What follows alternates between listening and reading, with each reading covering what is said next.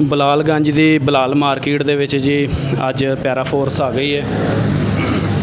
ਸਭ ਦੁਕਾਨਦਾਰਾਂ ਨੂੰ ਵਾਰਨਿੰਗ ਦੇਣ ਡਏ ਨੇ ਕਿ ਜਿਹੜੇ ਦੁਕਾਨਦਾਰਾਂ ਨੇ ਆਪਣਾ ਕੁਝ ਸਮਾਨ ਬਾਹਰ ਰੱਖਿਆ ਹੈ, ਇੰਕਰੋਚਮੈਂਟ ਵਗੈਰਾ ਕੀਤੀ ਹੈ, ਸਮਾਨ ਨੂੰ ਹਟਾ ਲਵੋ।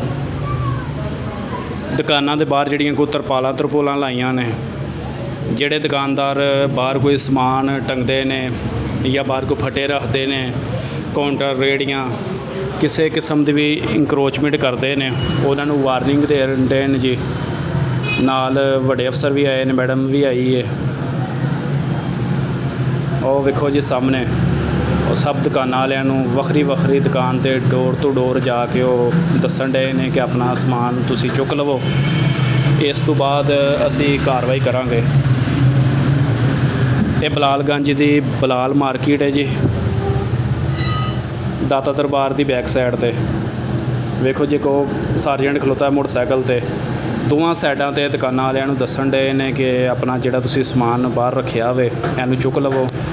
ਇਸ ਤੋਂ ਬਾਅਦ ਕਹਿਣ ਡਏ ਨੇ ਜੀ ਤਕਰੀਬਨ 2-3 ਘੰਟੇ ਤੱਕ ਕਰੇਨ ਆਏਗੀ।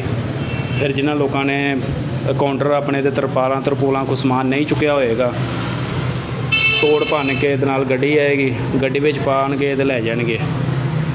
ਸਭ ਦੁਕਾਨਦਾਰਾਂ ਨੂੰ ਚਾਹੀਦਾ ਹੈ ਕਿ ਗੱਡੀ ਆਉਣ ਤੋਂ ਪਹਿਲੋਂ ਆਪਣਾ ਸਮਾਨ ਚੁੱਕ ਲੈਣ, ਮੁੜ ਕੇ ਜ਼ਿਆਦਾ ਨੁਕਸਾਨ ਹੋਏਗਾ।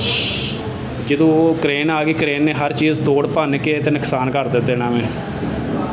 ਹਰ ਚੀਜ਼ ਖ਼ਰਾਬ ਹੋ ਜਾਏਗੀ, ਮੁੜ ਕੇ ਸਮਾਨ ਜਿਹੜਾ ਉਹਨਾਂ ਨੇ ਤੋੜ ਭੰਨ ਦੇਣਾ, ਉਹਨਾਂ ਨੇ ਗੱਡੀ 'ਚ ਪਾ ਕੇ ਲੈ ਜਾਣਾ ਅਤੇ ਉਹਦੀ ਤੁਹਾਨੂੰ ਵਾਪਸੀ ਵੀ ਨਹੀਂ ਹੋਣੀ। ਪਹਿਲੋਂ ਤਾਂ ਹੁੰਦਾ ਸੀ ਉਹ ਸਮਾਨ ਚੁੱਕ ਕੇ ਲੈ ਗਏ ਨੇ, ਤੁਸੀਂ ਜੁਰਮਾਨਾ ਦੇ ਕੇ 2000 3000 ਜਾਂ 4000 ਰੁਪਏ ਸਮਾਨ ਵਾਪਸ ਲੈ ਕੇ, ਹੁਣ ਨਹੀਂ ਹੋਣਾ।